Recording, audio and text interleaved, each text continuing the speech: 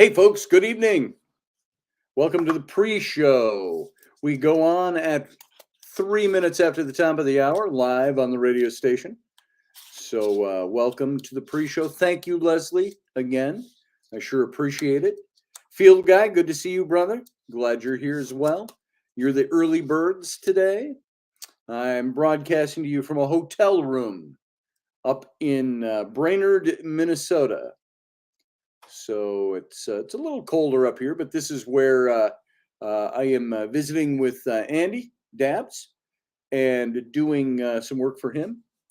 And believe it or not, here's a little secret. We had to update some things in the book, and we put in a foreword that was missing. And so we republished that to the site. And for all those of you who bought it, sorry, there are just a couple of things we had to tweak in the book.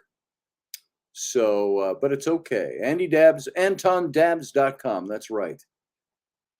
And just a little less than 2 minutes, and we go live over on subspace.radio. Man, I look at myself, I'm looking pasty.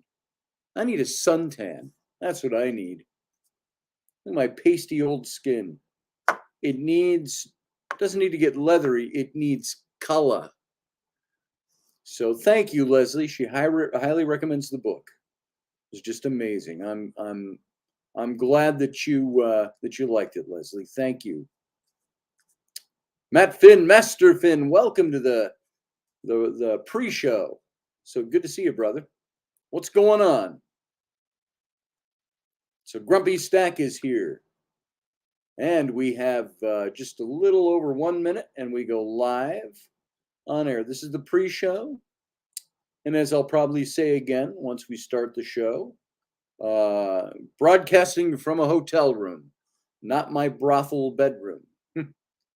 I know, you all think that's what I do on the side, because I'm Scotty Roberts, male gigolo. That was an old Dan Aykroyd bit on the original Saturday Night Live. So I'm glad you loved it, Leslie. I added a foreword to the book that I wrote for the book. Just did that today, and we're getting that all republished, so you didn't miss too much. I'll send you the PDF copy since you already own the book.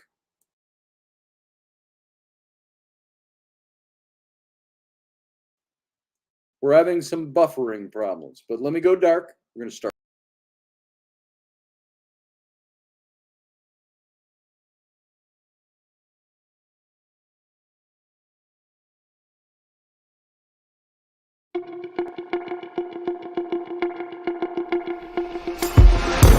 The Intrepid radio program with Scotty Roberts. Intelligent talk.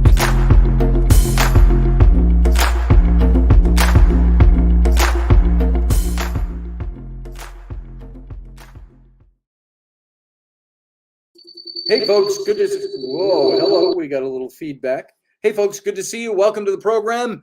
I am your host, Scotty Roberts, and this is my show, the Intrepid radio program, right here on subspace.radio, where you can hear this show in its audio format. And you can also come over to my YouTube channel, pick up the simulcast in video, and join the other Intrepids in the chat room over there. You can see a chat room over in Facebook, and you can also join the video simulcast on Facebook. But sad to say, you may not see everything that's being chatted about over here where most everybody joins up, and that's on the YouTube channel. That's youtube.com/Scotty Roberts. And so here I am broadcasting from the Country Inn and Suites in Brainerd, Minnesota, where I've been up here working with Andy Dabbs for a couple of days. I go home tomorrow. If I have enough time, I'm going to be able to stop by the Ojibwe Museum, which is right on the shores of Lake Mille Lacs here in central Minnesota. And it's on my way down back home. I pass by it every day, and I haven't had a chance to stop. I haven't been there since I was like 4 years old. And of course, it's been built up more since then. But I'm going to try to stop by tomorrow afternoon on my drive back home. take an hour and spin around through there, maybe take some pictures and do stuff. By the way, if you get a little buffering on the show tonight, it could have everything to do with the hotel internet here. I noticed, well, there it just did it right in front of my face. So I noticed the stream rebuffering just then. Yeah, I'm in the bunker today, Sarah. I'm in the hotel room up in Brainerd, where I am been doing work for a couple of days with Andy Dabbs, and so tomorrow I'll be back home, and so Friday night's show will be from the studio. So the sound will be a little funny tonight because I'm using internal microphones as opposed to my regular setup. And the buffering here is a little strange in the hotel. So I noticed that I was talking to Rainey, my wife, for those of you who don't know, online, and she was buffering in and out. And I thought it was her, but it's me. So, because I noticed it right here on the show. We stop there every time we go through, says Leslie. Oh, it's right across from the casino. The Mille Lacs Band of Ojibwe have not Mystic Lake. What is it on Lake Mille Lacs? Can't remember the name of it. It's right across the small highway, right on as you start hitting the lake shore up there. So yeah, hotel internets are strange. This one's strange too. So I broadcast from here the other night with Wendy, and it seemed to be okay. So it's a little buffery tonight. Maybe it's because of the cold outside. It's cold up here. So tonight, I want to talk about something. I want to introduce this topic just a little bit in case you didn't want to know what I meant by lack of reciprocity, which was the title for tonight's show. And the big question that I have for everybody is, you ever been in a relationship with someone? And I'm not talking about necessarily a romantic relationship, but it can include those. But friendships, people that you think have been friends of yours for a long time, even close friends, people that you've known for ages. And one day you'll sit back and you'll say, wow, I feel like I'm the only one who makes contact in this relationship. And of course, today in the day of social media and being able to catch up with people that way, we don't have to sit down and, I'm going to write a letter. We don't have to do that as much anymore. Well, we don't do that anymore. I think it's a lost art. I have done this in the past, and I'm going to do it again, is have my kids sit down and write letters to grandma, write letters to their sisters. So it is easy. It's wonderful. It's like the invention of the telephone. People could go, I can get on this here telephone and I can turn the handle. I can get an operator and they'll connect me with a crackly voice on the other end. I can talk to somebody live across the country. And so the internet has really revolutionized communication in that sense. So staying up with friends is easier. I've got friends that I haven't seen in 50 years from my childhood days. I've gotten in touch with on Facebook. And well, when you say I had a friend when I was 8 years old and I just got in touch with them again, that's a little different. It's kind of like, it's just kind of cool, nostalgic, out of the past. But I've got my friends that were my buddies, the brothers, the Indian brothers, Chuck and Charlie Leith, that grew up down the street from me. We hung out until I was in my early teens, and we reconnected online here, so which was very cool. And but what do you do, and how do you feel? Maybe you can talk about this in the chat room. You might even be able to call into the show tonight rather than just the captain's cabin, because we're not hooked up the same way. I don't know if it's going to work or not, but we can always try it. But we can also wait to the captain's cabin. But type it in the chat room. What do you think? How do you feel when one day you look up and you go, hey, I'm the only one who keeps this connection alive? Would this friend even be my friend anymore if I wasn't the one keeping it alive? I talk to friends of mine. Now, I'm that kind of person, though. I like my friends and I love my friends. And there's some people I talk to all the time. There are other people's I don't have as much time, and we get it. We're in different circles now and doing different things. But what about the good friends that you have? The people who were your best friends in life. And you've always been, but then it trails off, and you're the one that's always. And the point is not that friendships don't change over the years or evolve or devolve or go through their different things. The point is that um, when you find that you're the one that's keeping the relationship alive, but the other end isn't, and you say, why am I the only one that's trying to make the effort? Why am I the only one doing the talking? And so on and so on and so on. So this is what I want to talk about tonight. And that's what I meant by lack of reciprocity. You might be the one that gives out and gives out and gives out, but you're not the one that ever gets anything back. You only get something back if you are the one that promotes it. What's the word I'm looking for? You're the one that not precipitates it. You're the one who initiates it and makes it happen. Sarah Yasu says breaking parasitic connections is difficult. What if they're not parasitic connections? Well, I see what you're saying, though. You're saying the parasitic connection might be the one that are we being the parasite, or is the other person? When they're not the ones that are keeping up that end of it. Maybe they just have no interest in keeping up with you anymore, and just not in the same circles. I got a really good friend. I tend to initiate most of our conversations, but he initiated a conversation. We talk every 6 months or so. He's out of state. I just found out he retired the other day. Now, I don't think there's any bad blood or anything in there. We're just in different circles anymore. But we went to high school together. We went to college together. We hung out. He traveled up here every year, all through my 30s. And we do things like we got together with his sister and his older brother and a couple of our friends. We all did the state fair in Minnesota every year. That went away about 20, 25 years ago. And it doesn't seem that long ago. But so we talk once a year, once or twice a year. But it all just, it falls right back into place. But do you have those friends that you're the one that has to do the output in order to make it happen? Matt Finn says, I don't get overly emotional about these things. Life changes and people come and go. Well, that's it. I get that. And I understand that too. And I'm not talking so much about the come and go of life as much as the people that you were very close to or thought that you were very close to. All of a sudden, it just stops and something has changed.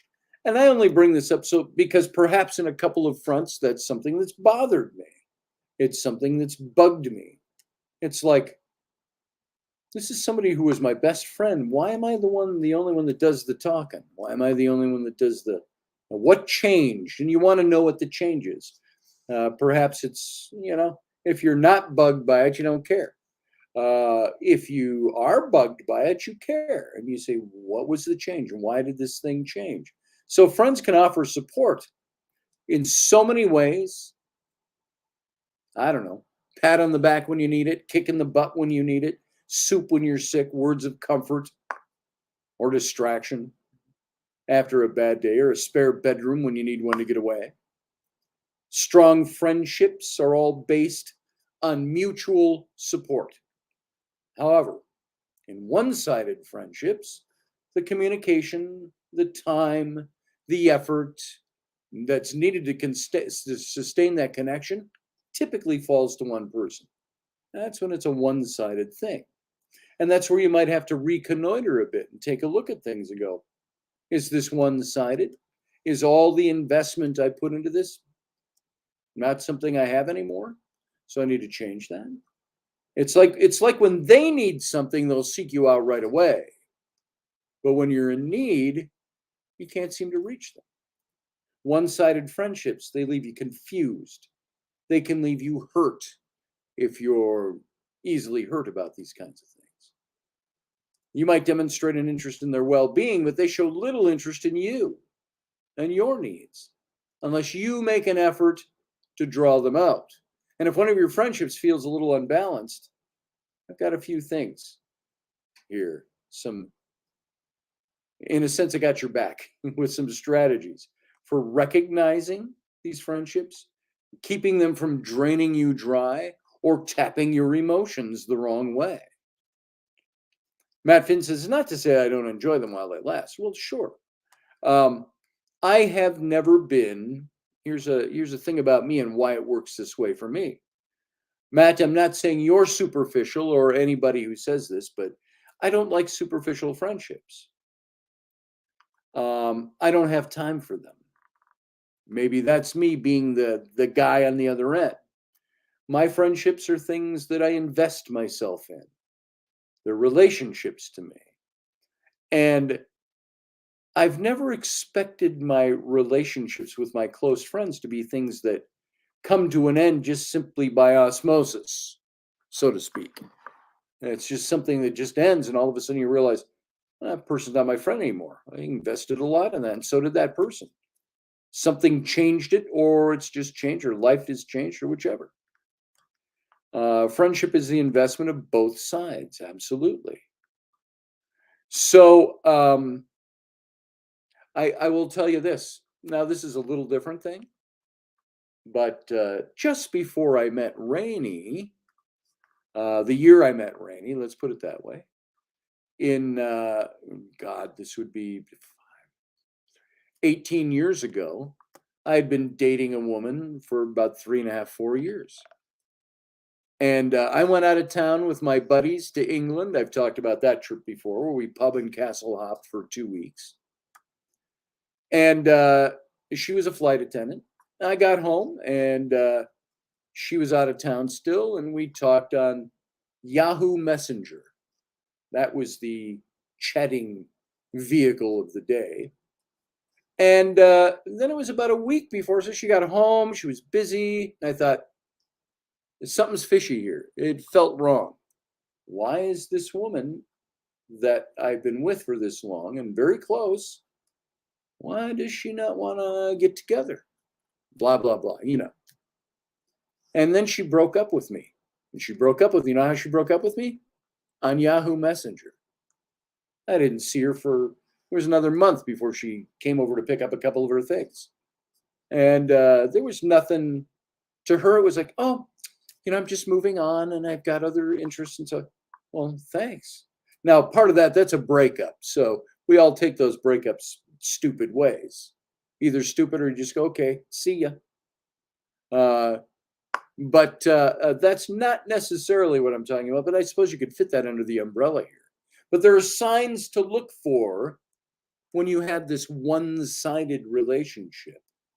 And unhealthy relationships can take different forms. Now, you might say not all relationships that have these features to them of the non-communication, the one-sided communication, the sudden ending or the drawn-out ending of something, maybe they're not all unhealthy, but unhealthy friendships can take different forms. Your friend may not gossip or lie or do anything outright hurtful. They might be really cool. They might be fantastic. You might have shared all the same interests when they actually come through. And the problem is that they only rarely do they come through. And here are some key signs that can help you identify some of the one-sided friendships. Number one, it's all about them. A good friend listens with empathy. If you catch them in a crisis, they might say so, but they'll make sure to check in with you later. In one-sided friendships or relationships of any kind, most conversations revolve around their needs and their interests. And when you ask, how have you been? And they share their most recent struggles and then offer a token. And you? So once you start talking, they seem to tune out. Or they quickly turn the conversation back to themselves saying, oh, that reminds me of, or that's just like what happened to me the other day. Let me tell you the new story. And when you spend your time together, they tend to decide what you do. And they insist on having things their way instead of considering your opinion. So generally, those unhealthy types of relationships like that, the one-sided ones, are ones where the other person tends to be more focused on themselves than giving time for you. Matt Finn says investment in a relationship can exist outside an emotional bond. That doesn't make it superficial. Let me process that for a second. Investment in a relationship can exist outside an emotional bond, you say. Why would you invest yourself in something then? I have to ask that question. I'm just processing this. Why would you invest yourself in something that doesn't invest all of you? Is that really an investment then? That doesn't make it superficial. Maybe not. I will say my response to that would be the friendships that I have that are superficial are not usually ones that I invest myself in. Now, I can invest myself in a business relationship, but that's different. I'm not going to be butthurt if my business relationship doesn't call me late at night to talk about nothing. That doesn't bother me. So I think investments, and Matt, I'm not just trying to be Matt over in the chat room for those of you just listening. I'm not trying to be contrarian to what you're saying, just that I think investment in relationship, investment involves emotion, unless it's investment for a superficial reason. Superficial, I would qualify as finance, business. That's superficial because it doesn't involve all of me, you know? Leslie says, Matt, when it comes to anyone I bring into my life, I'm emotionally invested on one level or another. I have found through experience with many, I'm the only one. There is something I mentioned when Wendy and I were on the other night. Little Yeats poem. Let's see if I can call it up. Here you go. This is a little poem by William Butler Yeats. And as you know, the poet laureate of Ireland back 100 years ago or more. And he wrote this little poem, said, never give all the heart. And it says, never give all the heart, for love will hardly seem worth thinking of to passionate women if it seems certain, and they never dream that it fades out from kiss to kiss. For everything that's lovely is but a brief, dreamy, kind delight. Oh, never give the heart outright. For they, for all their smooth lips can say, have given their hearts up to the play. And who could play it well enough if deaf and dumb and blind with love? He that made this knows all the cost, for he gave all his heart and lost. That was William Butler Yeats. Matt Finn, I suppose it's, with anything, it's by degrees. Sure it is. Everything. Our whole society nowadays, Matt, is nothing's black and white anymore. It's all by degrees. It's all shades of gray or shades of black or shades of white and everything. Everything. You can't say anything that has certainty or material fiber anymore because there's always a little thing here. There's always the minutia. There's always things we have to look. Maybe that's part of understanding psychology. Is nothing is black and white and everything is gray. Varying shades of gray. So I would look at this and say friendships that don't open up to you back, and while you open up to them, can feel very unbalanced when one person doesn't share so much.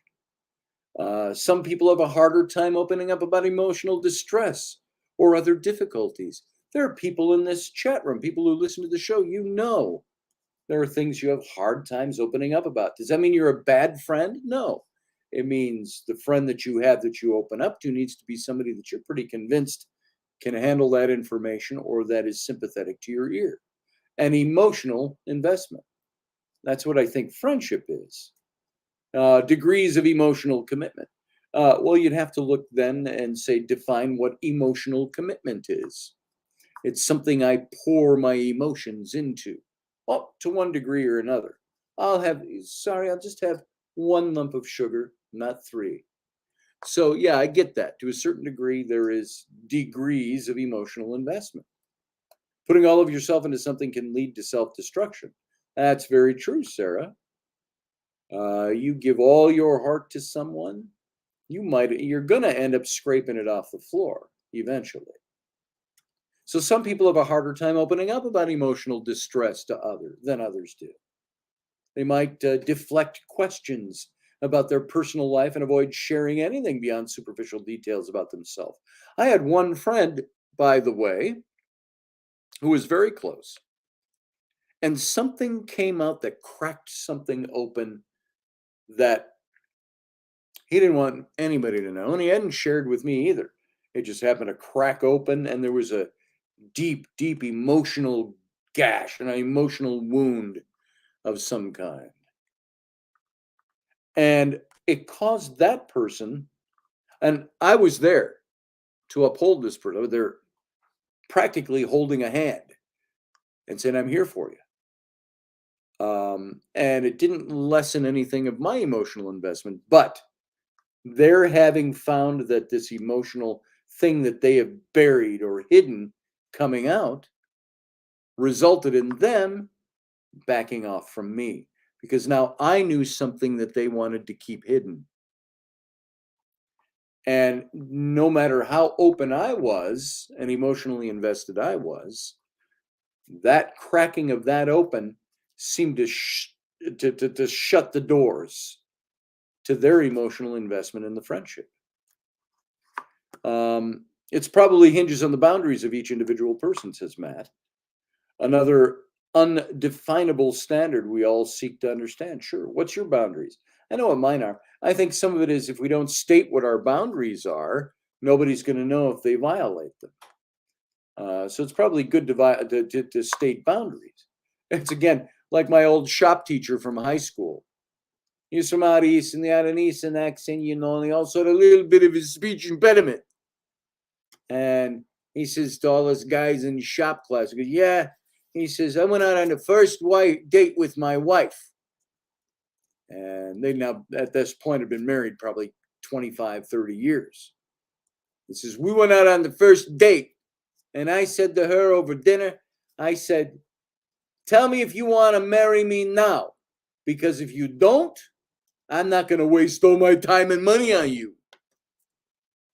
So when somebody says that, he's put out a clear boundary. I'm not going to waste my time and money on you if you don't want to get married. So that's somebody who had no problem expressing their boundaries. So the reluctance to share from the other person might not relate to their feelings toward you or to your friendship, but your interactions might still feel flat and incomplete. So relating to someone is difficult when you don't have a clear sense of who they are. I had a little glitch in my buffering there, my stream. Another thing that shows you're in maybe a one-sided relationship is you can't count on the other person. Support from friends can make a big difference in times of distress or time and anything else. Sarah says no one wants to be vulnerable.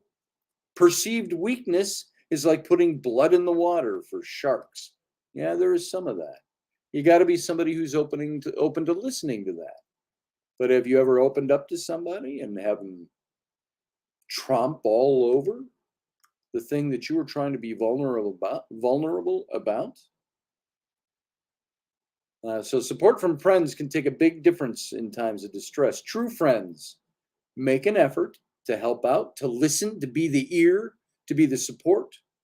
But they don't want to be that all the time, of course. You can wear somebody out by using them that way, but then that becomes a one-sided friendship from that direction. Feeling unsure whether you can actually turn to someone when you need them, on the other hand, provides very little relief. An absence of emotional support can leave you feeling isolated and more miserable than before. So perhaps you recently volunteered, here's a hypothetical, to help your friend move at the last minute. But when you find your dream apartment or house and you ask for moving help, they fail to reply to any of your messages. They ghost you. They might also regularly cancel or forget your plans together. They show annoyance or frustration with you for no clear reason. They break your trust by sharing your personal information with others. These are all things that happen. Now, I've moved plenty in the last few years, more than my share, more than I want to have. You know, my wife was talking about the radio tower again, and I'm sympathetic to that, and I understand the reality of it. But we moved to this new place, great place, but it's only on the other side of the tower. We're actually a little closer. But our house is different. Our basements seem to be different. We don't get as much signal down in there. And it drives her insane. And I think it's the anxiety she has makes her worrying about the tower worse than it even is. So it's a handful to deal with. I don't want to move again. And I certainly, this last move we made, I didn't ask help from anybody. Rainey and I did it ourselves. I did it myself. We hauled the heavy stuff. I remember John and Brianna, our dear friends from across the street at our old house. They helped us move into that place. But I didn't want to abuse them. And when they helped us move into the new place, and then we moved from that place to the place we're in now. I didn't want to abuse them again.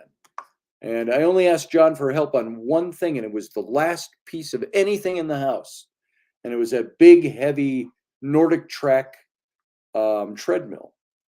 And so he helped me carry that and hook it back up. And we carried it up the stairs.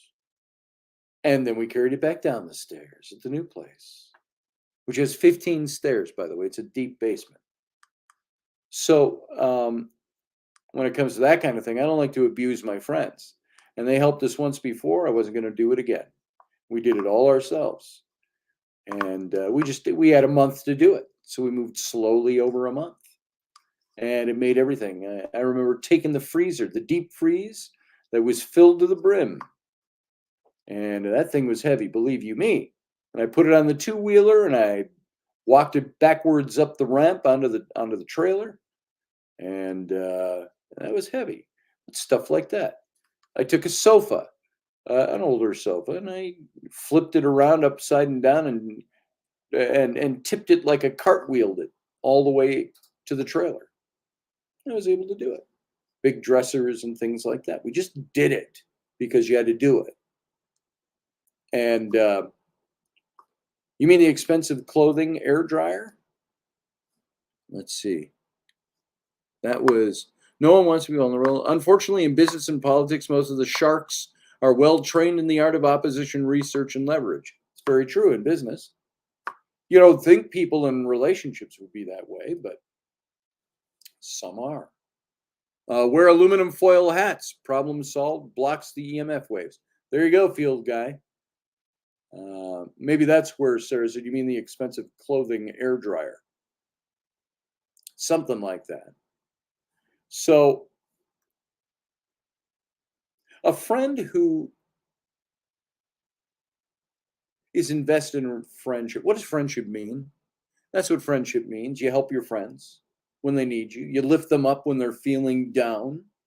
With healthy friendships, however, this typically balances out. And when you need assistance, you shouldn't doubt their willingness to help when possible. And by the way, when I had John move that one heavy piece of equipment for me, I looked into a company to move it first. It was just too damn heavy for one person to move. And I was going to hire a company to do it. And we misaligned our schedules and timing. And I missed them, and it would have been another week before I could get them out there. So I called John. I said, if you can help me with this, I got $100. And so I gave him some of the money we were going to pay this moving company. And don't tell John, but I kept some of it back. I didn't pay John the $200 that the company was going to charge. So, but I gave him $100, and he was more than willing. He almost didn't want to take it. And I said, you're taking this. Because I said I wasn't going to use your help at all this time. And so a friend who accepts your support but consistently fails to reciprocate, there's no reciprocity, especially when you need it the most, may not have your best interests at heart. So they might not be the same kind of friend that you feel that you are. Now I have the Beatles song "Help" in my head now. It says Sarah, "Help! I need somebody's help." Oh, the expensive clothing air dryer. Yeah, all the clothes always got hung over the handles of that because it was right on the way to the laundry room in the downstairs of the old house. So, and I'm like, don't hang clothes on this. We'd hang wet bedspreads or quilts that would come out of the dryer, and they were still just that minor touchy damp. Always got thrown over the. It's not what it's for, folks. So another thing is that the friendship is convenient for them. You may notice that you're always the one to make contact, or your friend only gets in touch when they need something from you. They might need help. I need somebody's help. Someone to talk to, money, transportation, or another favor. But they never text or just call to see how you are, or to just bullshit and chew the fat with you. You might also find you always have to go get them or go to them. They don't drop by or come by to your side of town to hang out. Sometimes where your friend lives might be more lively, and that can be a good reason to go there. But if the other sides are there too, it might just be that they're using you. They're not invested in the friendship. If you've got to be the one that's always doing the thing. So there's effects of a one-sided friendship. And like any other relationship, friendships take work. When you invest yourself, they take work, just like marriage. If somebody tells you marriage doesn't take work, they're lying or they've never been married. It's just that simple. And let me ask all of you out here that are married who have been married. Does it take work? Is it always a breeze? Like any other relationship, it needs work.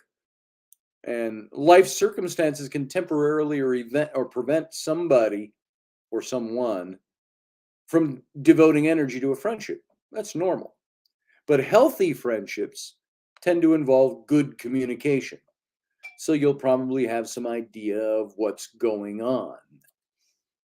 Like I say, Rainey and I have friends that we'd always do things together, and now we don't so much. And there's always a reason why they can't do something.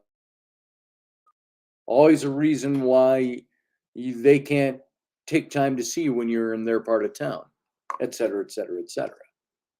That's, you start to think about that for a second. You go, maybe they're just not that invested. And we'll move along. I keep getting, it looks like buffering glitches.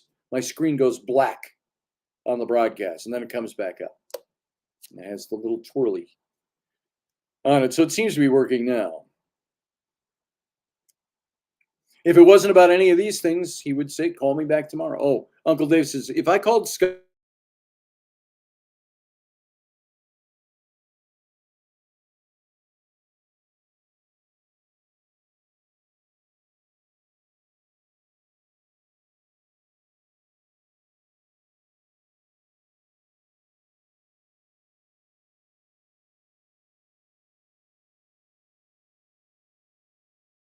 I'd look at that phone and I'd go, it's just Dave. I'll call him back in the morning. I don't even have the energy to text him to go, I can't take the call. I don't even want to pick it up and go, can't take the call.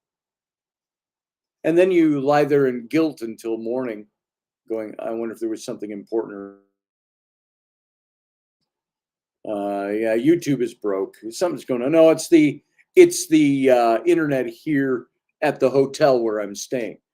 Just in case those of you watching all are looking, this is not my bedroom. Not broadcasting. I don't broadcast from my bedroom. I'm broadcasting from a hotel room. Dead air, yelled Sarah Yusuf. I don't know how delayed that is from when it actually happened.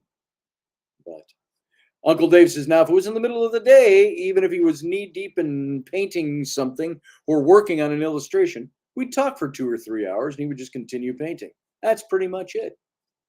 You put it on speaker and you go. While you may not offer time, affection, or gifts in order to get anything in return, it can still be pretty painful when someone keeps taking but never gives. Wanting affection, particularly from someone who claims to care, isn't selfish. I don't know if I'm back on yet. Wanting affection, particularly from someone who claims to care, isn't selfish or unusual in the least. It's normal to feel upset by an unbalanced friendship. And you aren't being needy by wanting more. You put in the time and effort. You've got the emotional investment. Maybe you were just dumb and stupid and didn't realize the other person didn't want the emotional investment. But usually you get emotionally invested because somebody gives you the impression that they want that from you and they're willing to give it. Now, does moving on?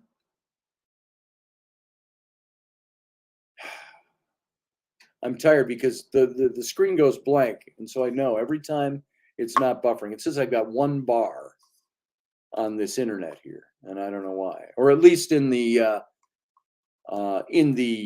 broadcasting studio. I've got full bars out on the computer. That's weird. So damn straight. Yeah, I'm broadcasting from the Country Inn and Suites up in Brainerd, Minnesota. And this is my bedroom. For tonight.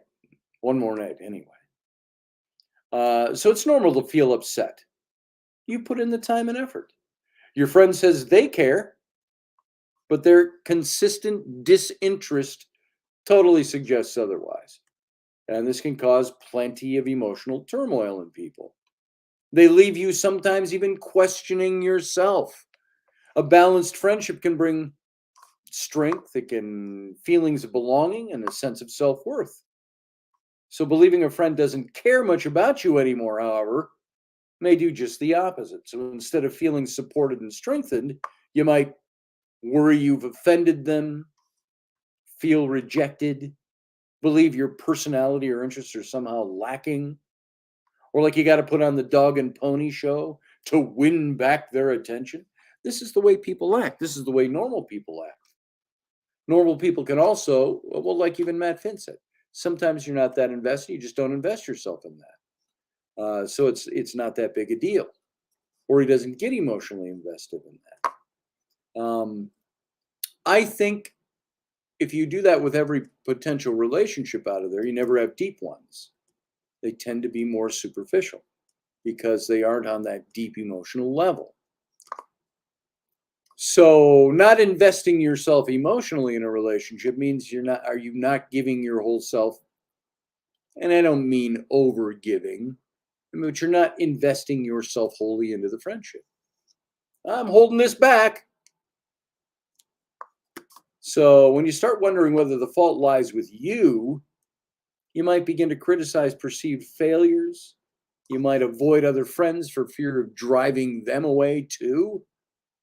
Besides leaving you isolated and vulnerable, this whole negative self-talk can start if you're not careful.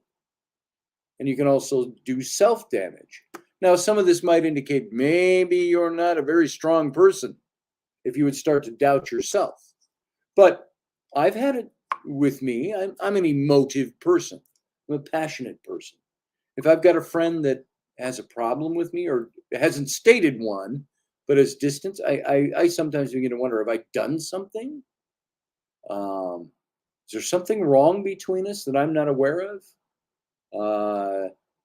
I don't care if you want to leave me as a friend, but don't leave me bewildered. Let me know what's going on. Just so if I've got to change something, or if it's just you just don't care for me anymore, well, then fuck off. We can have that attitude too. When you don't know what to expect, perhaps your friend occasionally does something to reinforce your faith and their commitment to the friendship, but fails to follow through. They might text something along the lines of, hey, just thinking about you, or it's been way too long, let's make plans to get together soon. And in their next message, however, they waste no time asking for your help with something, or This shift flattens your excitement, and it leaves you with a clear impression that they value only what you can do for them. So even if they don't need anything, they might actually quickly fall back into their usual habit of failing to respond. And you believe they don't mean to hurt you, but their regular neglect inspires your doubt. And this is just human nature. This is the way people do things. Matt Finn says it's by observation of what's happening when you're aware you can change course. And if they don't notice or question it, you have your truest test. You have your true test and answer, if they ever cared at all. Well, there it is. And that's a course I've taken with people. I've noticed that it's standing out. I'll stop being the one to make the contact and see when they contact me. Some of them never have again. They're probably like, phew, I'm glad he stopped calling me. You know me better than that. You get a pretty good idea of the kind of person I am. So anyway, Leslie's right. Sometimes it's just nice to hear from them that they're thinking of you. A simple message would have helped. But when that message is followed up by an ask, you know what the actual thing was all about. Delaney Pearl Jones is in the room. She says, I haven't told you all lately, but I love and sincerely appreciate you all. And Delaney, we love you too. Sorry, got to call you sometime. Delaney and I do not have one of those relationships, but we don't talk very often either. So it's good to see you here tonight, Delaney. Thank you for that. People sometimes get so wrapped up in their own concerns that they have little energy to offer other people. So your friend might not have any bad intentions behind their behavior, regardless their lack of interest, can leave you feeling disconnected and unfulfilled, and that's your problem. So people can do whatever they want to do. It's just, how do you deal with other people in the process? Sometimes we gaslight ourselves, says Sarah Yusuf. Exactly. But what do you do about it? It still might leave you feeling lonely or empty. Or, well, damn it, I thought I had a good friend there. I guess not. It's natural to want to maintain our strong friendships and relationships. After all, isolation can have serious mental and physical health consequences. A friend who returns the comfort you offer with little consideration of your emotional needs may not ease your loneliness, however. Emotional support requires emotional energy. Boom. Bada boom, bottom line. So continuing to devote time and energy to a friendship when it's pretty clear that you get nothing in return can leave you feeling disconnected with little energy for your other friends. So when an unbalanced friendship triggers feelings of uncertainty or a loss of self-confidence, you might become wary of trusting any and all friendships altogether. But I also think that all by itself is a problem within yourself. You need to do a little self-examination. So I don't know how much time we have left for this. We've got about 10 minutes left. We got 10 minutes left. There's 4 steps to repairing a one-sided relationship. One-sided. So even when your friendship feels more unbalanced than mutually supportive, you don't have to give it all up entirely. These strategies can help you bring it back into balance. 4 things. Have a conversation. Change up your interactions. Take a step back. Ask for what you need. So have a conversation. Different factors can contribute to these one-sided friendships. Your friend might have something troubling them, even if they haven't felt able to share it. They might not realize how unsupported you feel. They might feel unsupported by you. So by opening up a dialogue, you can let them know how their behavior affects you and provide an opportunity for them. I've said to some people, I said, hey, is there a problem between us of some kind? Because if there is, oh no, am I just feeling that? I feel dumb now. I tell them I feel dumb for asking. Not that I really do, but I say that because to soften it all, because it just seems like You don't have time for this friendship anymore. And if there isn't, I'll respect that. Move along. I statements and other good communication techniques can help you avoid sounding accusatory of the other person. So try starting with, hey, I've noticed lately that I'm always the one who reaches out. I sometimes think if I didn't talk first, we wouldn't talk at all. And that makes me a little sad. And I'm wondering if there's some reason why I don't hear from you much these days. Now, I wouldn't talk like that. That makes me a little sad. Crying makes the sad go away. No, I wouldn't use those particular words. I just come straight forward and say, hey, is there an issue between us? We don't seem to talk very much. And I'm always the one that's calling you. Something up? Did I do something? Do I need to be aware of something? Blah, blah, blah, blah, blah. You get it. Change up your interactions. Pinpointing exactly where your friendship feels one-sided can often provide solutions. Perhaps they never text first and then reply to messages with just a few words or a thumbs up. Although you think this means they don't want to talk to you at all, when you explore the issue, you might discover they simply dislike texting. You suggest, like Rocky Stucci and I, we never talk on the phone. He hates talking on the phone. So we communicate other ways. Maybe they come to your house regularly but never invite you over. As you'd like the occasional break from hosting, you ask and you visit them instead. I never invite myself over. Rarely invite myself over. But I will sometimes say, hey, I'm in the neighborhood. Want to stop by? You want to have a smoke out on the drive together or whatever? They reveal they live in a small apartment with family and have very little space for guests, so the two of you decide to meet at the park. Blah, blah, blah. That's a hypothetical. So, or you can take a step back. It's perfectly okay to invest a little less energy into others when you feel drained. Easing up on a communication for a week or two can often help paint a clearer picture of your friendship. If they text after a few days and say, hey, are you okay? I haven't heard from you. They may just have a hard time reaching out. When 2 weeks pass and you still haven't heard a word, it's worth considering whether that friendship is really serving your needs. So you might also find that recognizing the friendship for what it is doesn't bother you as much as you imagined. Perhaps you have other healthy, like Matt Finn, not bothered by this. He recognizes something for what it is. So perhaps you have other healthy, well-balanced friendships. Don't mind having one friend who wanders in and out of your life. Leslie says, I'll have a smoke with you, Scotty. Always have a good dessert sitting around, and that would mean Andy would eat less of it. Well, there you go. There it is.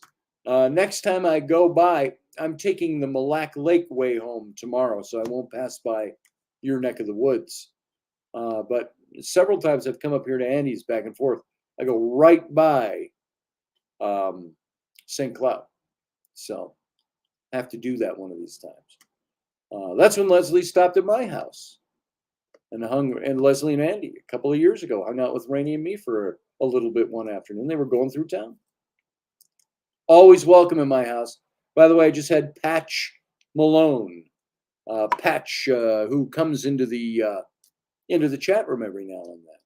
He's on the road driving back and forth, crisscrossing the country for his job, and he was coming through my area, and he called and said, "Hey, let's get a cup of coffee." And I said, "Let's do it." And then when he got into town 6 hours later, I'm like, "Oh, I don't feel like going out. It's only 2 minutes away, but why don't you just come on over from the truck stop over to my house?" And he stayed for a couple of days. And it was good for him to just take a break, not sleeping in his van. Well, he slept in his van. He insisted on sleeping in his van. He didn't know I'm all set in there. I got a bed and everything. But so he came by. Doors always open, folks. When I met Rainey and I had that big house in Bloomington and I had my 3 kids at home, Rainey would come over before we were even dating. She came over like a lot of people. My door was always open. So my back door is always open. I told all my friends, people I knew from festival, if you need a place to crash, if you need a sandwich, if you need a cup of coffee, if you just need someone to talk to, if you just need to hang, back door is always open. Even when I'm not here, you can come in. My friends all knew that. So ask for what you need. People might hesitate to offer emotional support or more tangible types of assistance when they don't know that you'll welcome it. It's never helpful to assume someone knows what you need. So telling a friend, I feel sad and lonely tonight. Now, I can honestly say, I have never called a friend and go, I feel sad and lonely tonight. I don't talk that way. I might say something different. I am really pissy today. I'm really whatever. You get the idea. Some friends might respond, well, I'll be right over. But others might avoid making assumptions. Oh, I'm sorry you're sad and lonely. I got a cake to bake, and then I got to wash my hair. So I'll call you back next week. Let me know how you're doing. Stay in touch. Bye-bye. So if you're in need of company or anything else, asking for it clearly can prevent confusion. And then, of course, you got to ask yourself, how do you end a one-sided relationship? Instead of promoting a sense of connection, one-sided friendships can create distress. One person can't carry a friendship alone. Even trying to sustain the relationship can leave you exhausted or skeptical of their commitment or even a little resentful. So one sad truth of life is that friendships don't always thrive, no matter how much time and energy and love you put into them. And so these tips can help you make your intentions clear. And because we're very short of time on the radio, I'm going to breeze through just the main point. Make your intentions clear. Stop reaching out. Once you end it, just end it and be done. Get support from the people you trust. If you need support. If you can't make that decision on your own, go to the people you trust. And the takeaway from this, I think, is true friends accept help when they need it, but they also make sure to offer you the same. Everyone needs help from time to time, and you shouldn't feel guilty for wanting some of the same support that you provide to your friends. So lack of reciprocity. Take a look at it. Stick around for the Captain's Cabin over in the chat room on my YouTube channel. And but as far as my radio friends over listening on Subspace Radio, we got to go. So live long and prosper. Join us every weeknight at 9 p.m. Central Standard Time, 10 p.m. Eastern. The Intrepid Radio Program, a Scotty Roberts Productions broadcast.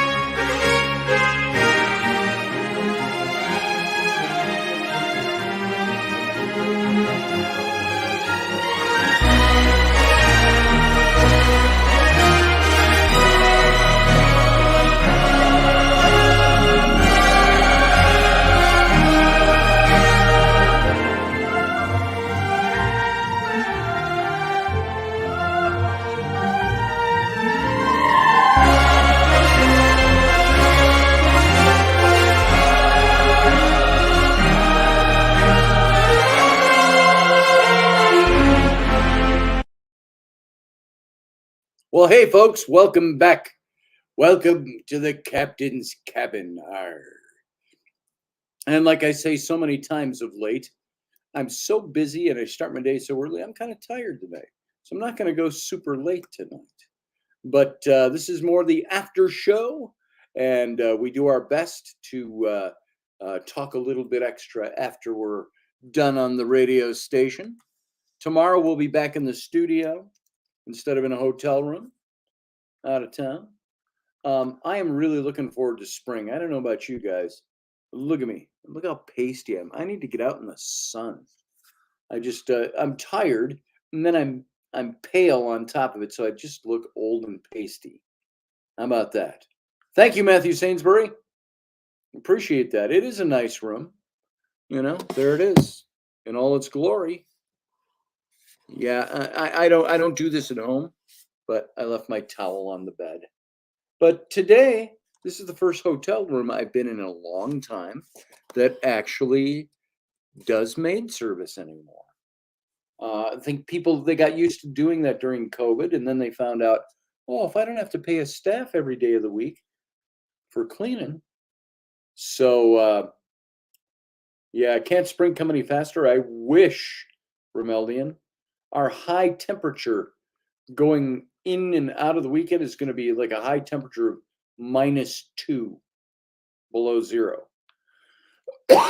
So it's getting warm. It's not getting warm anytime quick. Boy, I got coffee here. You got the coffee in the room, a little Keurig machine and all these little things that you can choose from over here. There's all these different kinds of Keurig coffees. This one's Newman's Own organic. I didn't notice that this morning because Andy called me and said, come and meet me at the coffee shop, downtown Brainerd. So I did that. But hey, organic coffee. That's decaf. It's a special decaf. What else they got here?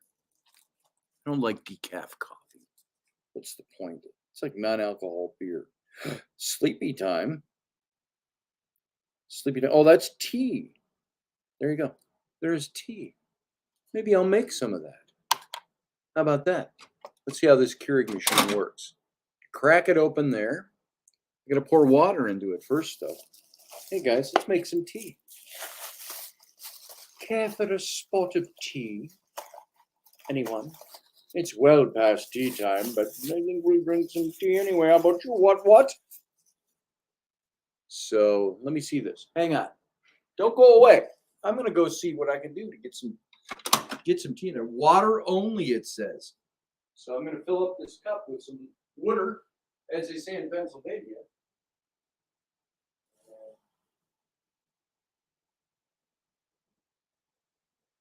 And oh yeah, the hotel has soft water. Soft water. I hate soft water. Now, some of you might love soft water. I hate soft water. You know why? It makes me feel slimy when I'm trying to rinse off. Here, let's try some of this.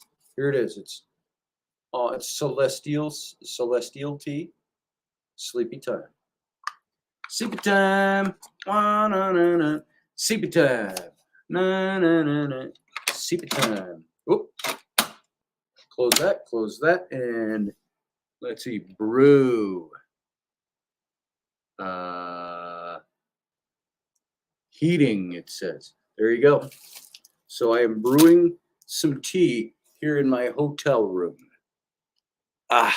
Sleepy time tea.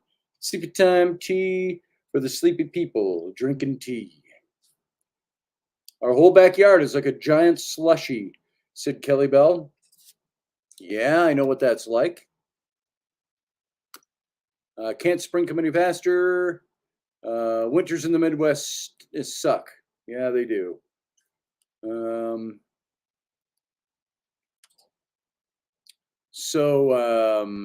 I'm not a big tea drinker, by the way. Not a huge tea drinker. I should drink more tea, but I don't.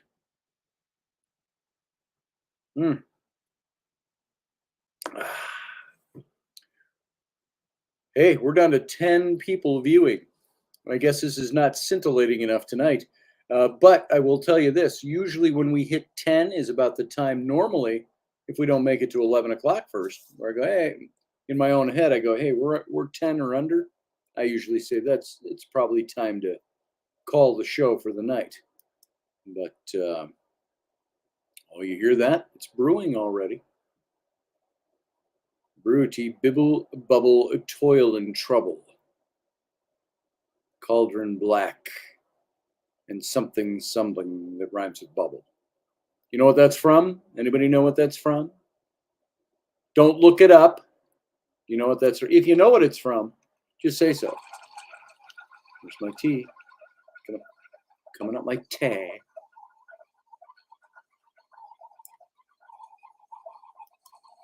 Yeah. I'm going to bed, says Romeldian. Go hibernate. Get away from the cold and snow for an evening. Dream of summer. Dream of turquoise waters. Macbeth, there it is, Sarah. Macbeth. Out, damned spot. Out, I say. Some good lines from Macbeth. Oh, it's a good play. I enjoy the play. That Scottish play, as they say in the theater. Theater superstitions and things like that. And let's see what else is over there. Earl Grey. Oh, I could have had Earl Grey. Tea, Earl Grey, hot. What else we got in here? Got one more kind.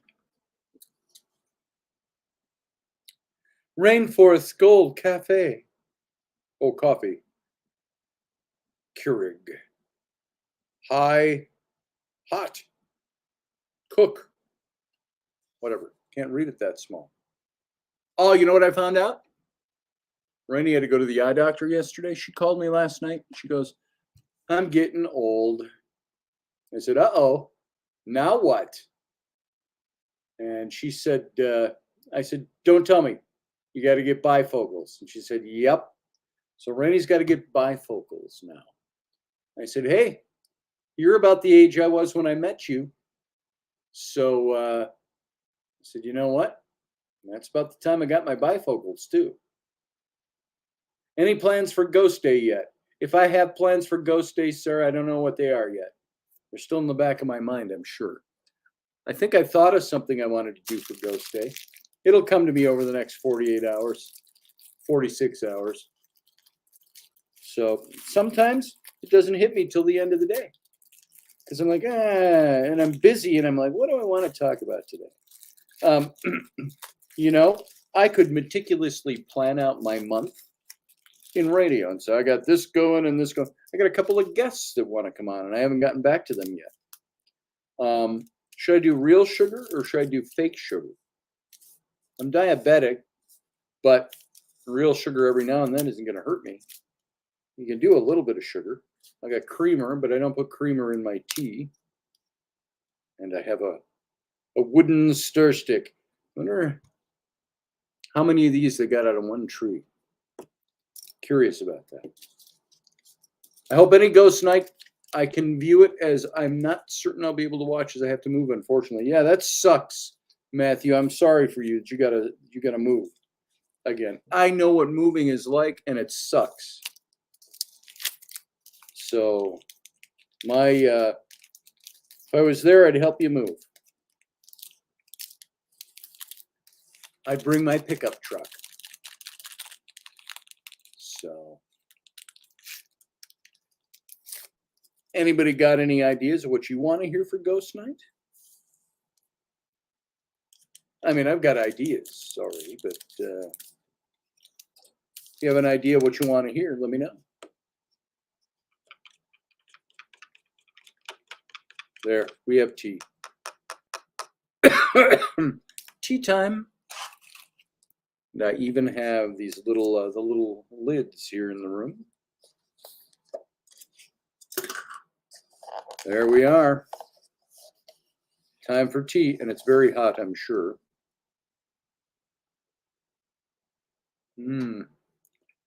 That's pretty good. That's chamomile tea. I can tell by the taste. I can monologue for an hour. Can you, field guy?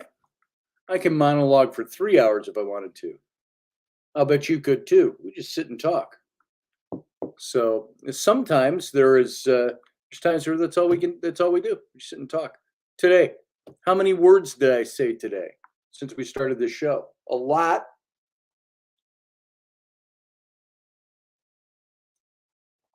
Field guy's just as good at it. He can monologue till the cows come home. February could be, what was that? February could be about ghostly lovers. Hey, there's a theme now. Ghostly lovers. I pined away after he died. And I would go to Williston Crag, and I'd watch the mists rise over the moors. And I could not stand my beloved, the loss of my beloved. And I would think that I would hear him speaking to me from Craigston Moor over the mist. So I would go there every night. And I pined for him until I died. And then we're back together again.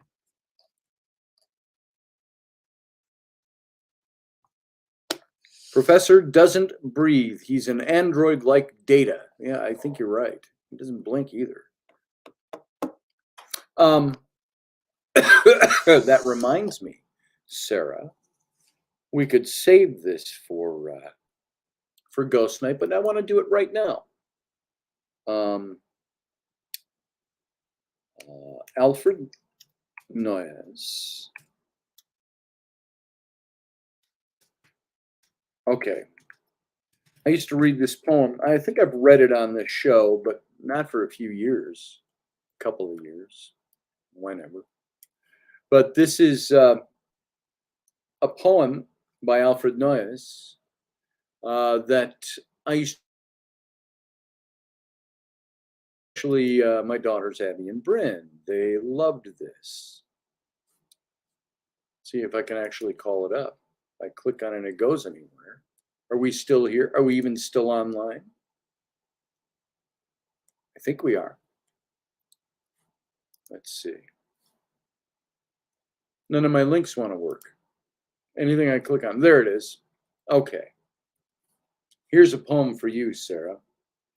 Since you brought up lovers, ghost lovers, lovers. So here it is. The Highwayman by Alfred Noyes. And he said this. The wind was a torrent of darkness among the gusty trees. The moon was a ghostly galleon tossed upon cloudy seas. The road was a ribbon of moonlight over the purple moor, and a highwayman came riding. The highwayman came riding up to the old inn door. He had a French cocked hat on his forehead and a bunch of lace at his chin, a coat of the claret velvet and breeches of brown doe skin that fitted with nary a wrinkle. His boots were up to the thigh, and he rode with a jeweled twinkle, his pistol butts a twinkle, his rapier hilt a twinkle under the jeweled sky. Over the cobbles he clattered and clashed in the dark inn yard. He tapped with his whip on the shutters, but all was locked and barred. He whistled a tune to the window, and who should be waiting there but the landlord's black-eyed daughter, Bess, the landlord's daughter, plaiting a dark red love knot into her long black hair. And dark in the dark old inn yard a stable wicket creaked, where Tim the ostler listened. His face was white and peaked. His eyes were hollows of madness, his hair like moldy hay, but he loved the landlord's daughter, the landlord's black-eyed daughter, red-lipped daughter, sorry. Dumb as a dog he listened, and he heard the robbers say, "One kiss, my bonny sweetheart, I'm after a prize tonight, but I shall be back with the yellow gold before the morning light. Yet if they press me sharply and harry me through the day, then look for me by midnight, Watch for me by midnight. I'll come to thee by midnight, though hell should bar the way. He rose upright in the stirrups. He scarce could reach her hand, but she loosed her hair in the casement, and his face burned like a brand. As the black cascade of perfume came tumbling over his breast, and he kissed its waves in the moonlight. Oh, sweet black waves in the moonlight. Then he tugged at his rein in the moonlight and galloped away to the west. He did not come in the dawning. He did not come at noon. And out of the tawny sunset before the rise of the moon, when the road was a gypsy's ribbon looping the purple moor, a red-coat troop came marching, marching, marching. King George's men came marching up to the old inn door. A word to the landlord, they drank his ale instead, but gagged his daughter and bound her to the foot of her narrow bed. Two of them knelt at her casement with muskets at their side. There was death at every window, and hell at one dark window, for Bess could see through her casement the road that he would ride. They had tied her up to attention with many a sniggering jest. They had bound a musket beside her with the muzzle beneath her breast. Now keep good watch, and they kissed her. She heard the doomed man say, look for me by moonlight. Watch for me by moonlight. I'll come to thee by moonlight, though hell should bar the way. She twisted her hands behind her, but all the knots held good. She writhed her hands till her fingers were wet with sweat or blood. They stretched and strained in the darkness, and the hours crawled by like years, till now on the stroke of midnight, cold on the stroke of midnight, the tip of one finger touched it. The trigger, at least, was hers. The tip of one finger touched it. She strove no more for the rest. She stood to attention with the muzzle beneath her breast. She would not risk their hearing. She would not strive again. For the road lay bare in the moonlight, blank and bare in the moonlight. And the blood of her veins in the moonlight throbbed to her love's refrain. Talat, talat, talat, talat, had they heard it, the horse hoofs ringing clear. Talat, talat, talat, talat, in the distance. Were they deaf that they did not hear? Down the ribbon of moonlight, over the brow of the hill, the highwaymen came riding, riding, riding. The redcoats looked to their priming. She stood up straight and still. Talat, talat, in the frosty silence. Talat, talat, in the echoing night. Nearer he came and nearer. Her face was like a light. Her eyes grew wide for a moment. She drew one last deep breath. Then her finger moved in the moonlight. Her musket shattered the moonlight, shattered her breast in the moonlight, and warned him with her death. He turned, he spurred to the west. He did not know who stood bowed with her head o'er the musket, drenched with her own red blood.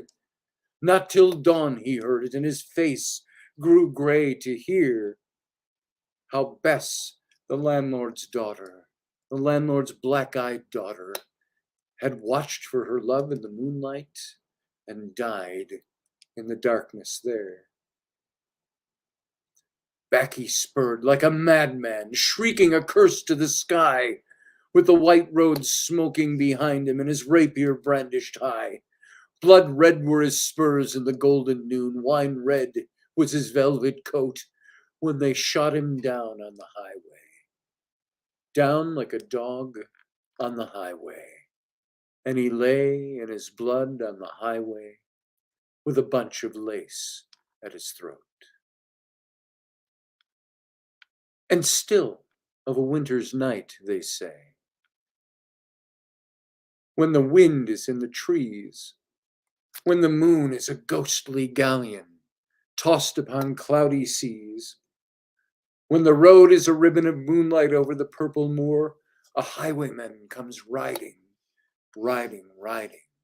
A highwayman comes riding up to the old inn door. Over the cobbles he clatters and clangs in the dark inn yard. He taps with his whip on the shutters, but all is locked and barred. He whistles a tune to the window, and who should be waiting there but the landlord's black-eyed daughter, Bess, the landlord's daughter, plaiting a dark red love knot into her long black hair. Oof. Like I say, I used to read that for my little girls. They loved that poem. I read it quite often. My grandfather, before he died, he was starting to get dementia in his last year of life. He got some kind of leukemia, and he's the one we had to move back here from the Honduras. He lived on the island down there. And he would sit in his apartment, I think just waiting to die. He was 78 years old. I mean, he was a guy that at 77 was spending 5 hours a day, he said, in the ocean, snorkeling and scuba diving. He was touring the jungles of Afghanistan of Thailand, I'm sorry, with a Thai woman, not even half his age, sleeping in hammocks and all that. He was an adventurer, but he got some kind of blood leukemia of some sort, blood cancer, and it started to take his mind very quickly, and he just had nothing left. And so, but there were times I'd talk to him. He never forgot who we were or anything like that, but you could tell he was really slipping. But I'd say to him, and my daughters were 3 years old at the time, and I said, "Hey, Grandpa, do you still know the highwayman?" Oh, and he'd light up. He'd say, "Do I ever?" And he'd say, the wind was a ghostly galleon tossed upon cloud, and so on and so on. And so he was to the end. He could recite that whole poem. So it was one of his favorites. So if we're all culturally becoming more transactional, how do we teach reciprocity? Thanks for bringing me back into that, Sarah. We just switched gears again. How do we teach reciprocity?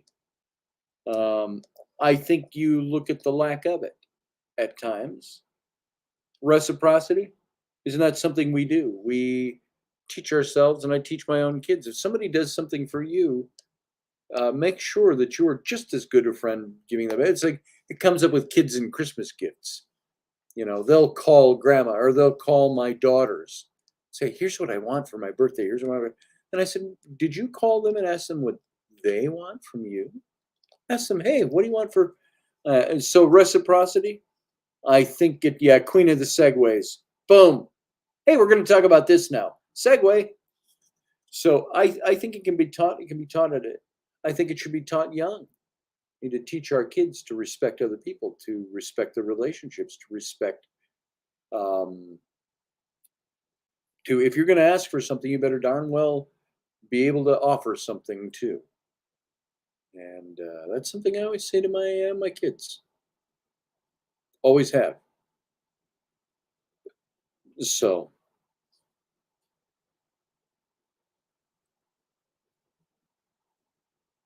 I tried to call in, but Streamline says the show has ended. What? It hasn't ended. We're still here. Try again. If you want to call in, Uncle Dave. Can't guarantee I'll be around. So let's see, invite. And let me put an invite in the chat room. Copy. Paste. Boom. I think it's the weak internet here. So the hotel has pretty good internet, but doesn't like to sustain videos very much. Thank you, Kelly Bell. Uncle Dave's trying right now. There you are. I see you. Maybe you tried when I was reading the poem and I was out of the show window. Oh, So because that's a I used possibility too. the link in the show description, and it said show ended. It should have worked. That's weird. The show hasn't ended, know. obviously. So, how you doing? I'm good. That's good. Hey, I gotta go make some muffins and then I gotta wash my hair. So, Oh, okay, fine. Hey, call in. Oh, I there gotta it go. is. Thanks for calling. I gotta go now. Nice. To meet you. I'm sure Rowan's pissed at me tonight. So after Scouts the other Oh, night, you know, okay, so you know what happened at Scouts the other night, it's not and good night at our how house after rainy was. Scouts the other night. So the next morning, I read Rainey's post, and Oh, I just posted on Rowan's. I said, "Wow, I'm really disappointed in what I heard I about didn't you even last night." read those. And I said, "I think you owe some people an apology." And then so tonight, she finally Yeah. looked at that post 2 days later, right? And Oh, yeah. she's like, "What? What did I do?" So I reminded her What did what I it was do? about. And I said, "I think that's really inappropriate to treat your mom like that." I said, "I think you need to go to your mom and apologize and ask her what you can do to make up for it, and then actually do that thing."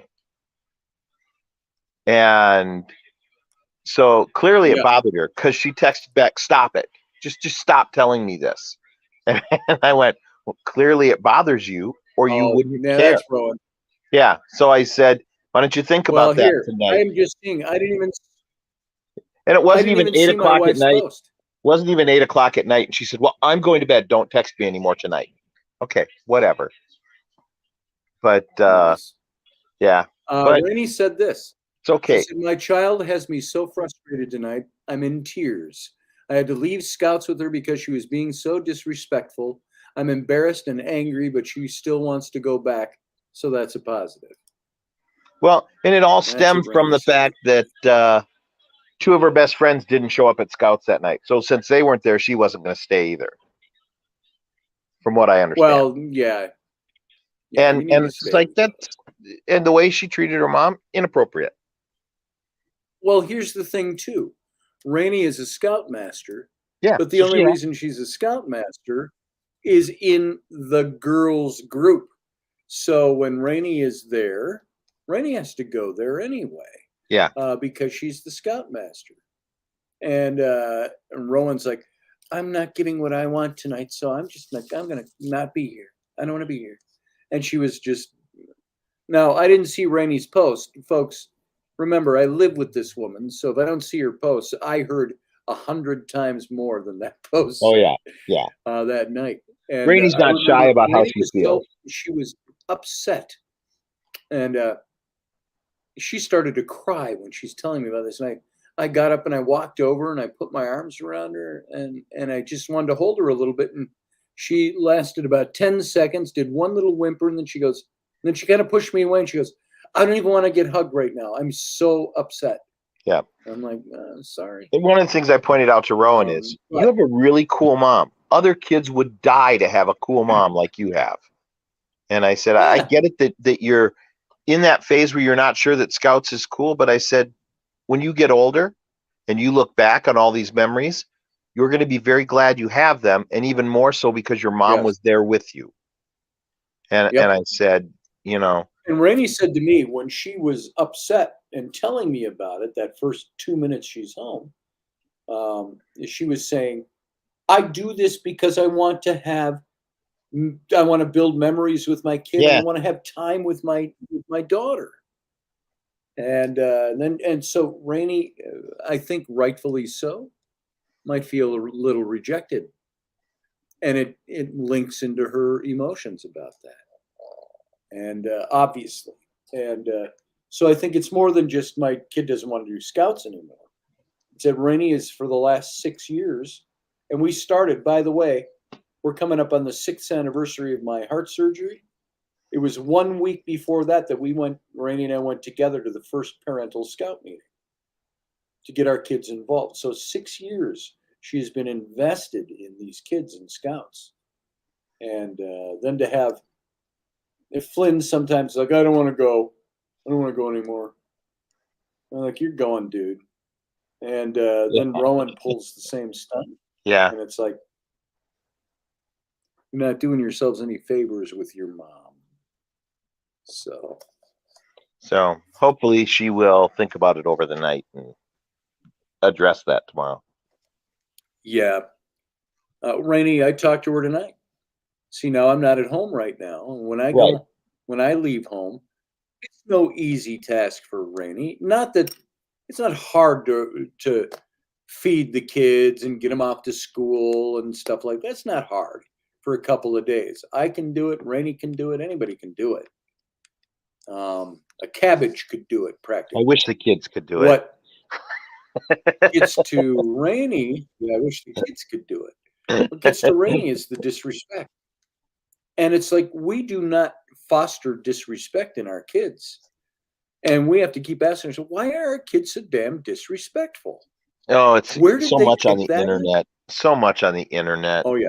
You know, That's and exactly what we a big chunk of it is videos that kids stage, you know, lipping back to their parents because it looks cool and funny. And parents playing along to make those videos, but then other kids watching that and thinking That's not helping. yeah, other kids watching those and thinking, oh, that's okay. I can do that. No, you can't. Yeah. No, you can't do that. You cannot. I don't know how many times I've said in the last 2 weeks, you cannot talk to your mother that way, and you won't. You need to nip that in the bud right now. I said, I don't want to hear another word like that. And do you know how many times Rainey, she's not putting up with it much anymore either. She's really tired of it. You know I think what? Rainey was of the mind that after my kids get out of the little kid stage, it's going to be kind of neat because we're building to the friendship stage, which Yeah. comes, later as they become adults. But and so Rainey thought that was coming, and these kids are worse, and they're disrespectful, and My and brother's it's like daughter. you say, My brother's daughter Megan went through this when she was like 8 and 9. So after school, she would go to grandma's house. Okay. And of course, yep, Shelly's sisters, one was like 14, the other was like 16, and one was 14, 15, and 18, I think is how their age spread is. But they're all young teens, right? And so Megan, who was like 8 or yeah, 9 at the time, idolized these girls and did whatever they did. Talk back to her mom or whatever, so they would sass back because they were teenagers. So she decided it was okay for her to sass back. And she brought that into our house. And I put an end to that. I grabbed her one day. So she got this real sassy, I don't care thing that she would do, right? And I said, hey, don't Grandma needs you to care. do this. And she's like, I don't care. And I'm like, well, I want you to do it. I don't care. And I said, okay, I'm done with the I don't cares. If I hear it again, I'm picking you up and I'm going to toss you outside in the pool. I don't care. Well, I didn't, Well, I don't. didn't even get that out of her mouth. And I had her over my shoulder. I carried her outside, took her by the ankles, started lowering her head first into the pool, fully clothed. Yeah. And she's doing a full pike, grabbing her own ankles, yelling, I care, I care, I care, I really care. And I looked at her and I went, I don't care. And just let go of her, sploosh. Turn around, her mom's standing in the door watching the whole thing, laughing her ass. But it was the last time we heard the I don't care thing. Yeah. Now, Sarah asked me, was there consequences for Rowan? You better damn well believe there were consequences. Now, when somebody's 11 years old, it's really become too late to treat them like a 3 or a 4 or a 5-year-old and give them a swat on the butt. That doesn't work. There's a certain age, like 5, where it's obsolete after that. Yeah. And it becomes other things. There's loss of privilege, there's grounding, there's loss of. So what happened to Rowan the other day for talking that way to her mom? What happens to Flynn when he talks that way to his mom? He'll bark at his mom, and I'm there, and I'll peek around the corner from the living room and I go, excuse me? How did you say that to your mom? You want to try that again? And I go, well, okay, so the consequence for talking to your mom that way, because we've had this conversation at least 100 times before. I said, the consequence will be what I've said it's going to be. You lose your phone for 24 hours. Hand her over. No. I said, excuse me? I meant 48 hours. No. He says, and I was like, I said, did I say 48? I meant 72. I said, you want to keep going? I said, that number gets higher every time you speak disrespectfully to your mom or me. So he handed it over. He slapped it into my hand. I said, that was almost 96 hours. So, or whatever. Yeah. 96. Well, it might be why she just finally So, responded to the text, because that would have been 2 days ago. She didn't respond. You know what? Because I initially posted right after I read Rainey's post. Did you freeze up? that's Hello. my internet. Oh, okay. So I she may have did. just gotten her phone back today. Maybe that's why she didn't reply. But in any Well, she case, got in trouble today too. yeah. Well, in any case, I took the approach of Uncle Dave is disappointed because she doesn't want me to be disappointed at her, and that'll have an effect. I mean, This internet here is yeah, has I see. But so that'll have an effect because I've bought this suitcase for her. It can stay in storage until because she doesn't need it right now anyways, and make her think about her Nope. decisions. Yeah. And this is what I tell my kids. I said, I'm taking your phone away and I got to go down the list. Phone, tablet, laptop, television, privileges, everything is gone because, I hate you. I go, I don't care. And, Rainey, now we've gotten to the point where we go, yeah, we hate you too. Okay. Come back when you stop being a hater. Yeah. And what do they say? That you're not parenting right if your kids don't ever tell you they hate you. Yeah. So, and I said, look, you could have avoided this whole thing by doing what you were asked and by not talking back to your mom. Yeah. That's what it comes down to. Yeah, she tried to play it up. Well, once. I didn't say it out loud in front of people. I whispered it to her. She said, I didn't say it out loud in front of people. Yeah, today, I whispered it to her. And I was just like, a half an hour before doesn't matter. The show starts. I was talking to Rainey about a half hour before the show started tonight. And I said, so how was your day? She goes, I hate children. And I said, I know. I get it. And she says, no, I hate my children. Yeah. So what happened? And she runs through the little litany and they're just disrespectful as all fuck. And it gets really old hearing it, especially when I'm gone. And they take advantage of her. Even Rainey's no pushover. She's a tough broad. You know, it's a bad day when Ellery is the one you know miss. the buttons to push. And it's like, why do you want to do that to your mom? What's that? I said, it's a bad day when Ellery is the one you're like, I miss her. Yeah. Because she can be the real, because she's still at that age where you expect a tantrum now and then. But, Rowan should be beyond that. But it's at the point where they do stuff and they keep doing stuff over and over and over and over again. I'm like, do you not think at all? Do you have no thought processes that run through your mind? I say to Flynn, can you not logic from point A to point B? I said, something that I've told you at least 365 times in the last year, you still don't remember?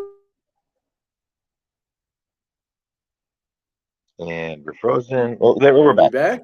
We're back. I said, you still don't remember to do that after 365 shots? I said, you know what? I said, you better start thinking. Because and I've said to them a couple of times recently, I said, I'm still going to start cracking down even harder on this stuff because I don't care what your particular problem is. I don't care if you're emotionally distressed or if that your puberty's taking over your hormones. I don't really give a flying rat's bahookie. I said, what I care about is that you respect your mom and me. And I said, if we don't get it, there's consequences to pay. So anyway, hey, Paige Rockwell Soiree. Yeah, Sarah, their brains are not as developed as adult brains. But you know what? I knew when I was 11 years old what I should and should not say to my mother. Yeah. Doesn't take that much brain power. So. Well, and they know when they've crossed that line. Kids are dumber than we were. No, they know when they've crossed that line. It's just like my conversation tonight with Rowan. When she got snippy with me for pointing out what she had done wrong and what she needed to do to correct it. And I said, the fact that you're snippy means you know you were wrong and know that you were in the wrong place. So fix it. Yeah. You know, and I didn't pull any punches. I was like, you were acting bratty. You were actually acting like a shitty little kid. Stop being a little shit and go fix this. Yeah. Well, I use that lingo with them sometimes. I go, hey, you got to stop being shitty to your mom. Or the fight over, and we've talked about this, fight over doing the dishes. And I'm like, yeah, I really don't care if you like doing them or not. I don't like to do the dishes. Well, I don't really care. Nobody does. I said, what if mom said, I don't feel like cooking for you anymore, so I'm going to stop cooking for you. And you can't eat the food I buy because it's my money. I don't feel like spending my money on you. So how about you go buy your own food and you can cook it and you'll be okay. You know, they haven't gotten to the point where we'll just call county services on you. So there's the phone. There was a point in my life where one of the youngsters in my life was going on about, I can't wait till I'm a grown up and I don't have to do this and do that and listen to mom and dad. And I don't have to. And I said, you know what? When you're a grown up, all that crap, the get the dishes done, pay these bills, how come that hasn't been taken care of? You need to go out and earn more money. All that stuff, that's all on you, all by yourself. You got to do all your own dishes. You got to clean the house. You got to earn all the money. You got to pay all the bills. You got to make sure the rent is paid. You got to do it all. You do it all by yourself when you become a grown up. So go for it. Let's get there right away. Mouthed off to his mom. Flynn mouthed off to Rainey the other day. Something I said, oh, you're getting your own apartment then. I said, when are you moving? We can maybe get you a truck and help you. You got a job? Okay, I'm sick of the buffering here in the hotel. So I'm going to wind this up. I hear you. I hear you. Your picture stops, but your picture stops, but the voice keeps going. There you go. You're buffering away.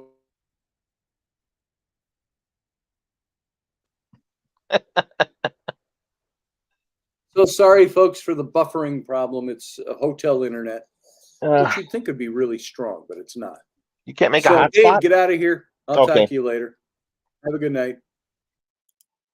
Folks, all of you that are still hanging on in the chat room, putting up with the crappy internet tonight, I just want to tell you, thanks for being here. Thanks for giving me your time. And we'll talk to you again tomorrow night. All right? Or no, Friday night. So live long and prosper.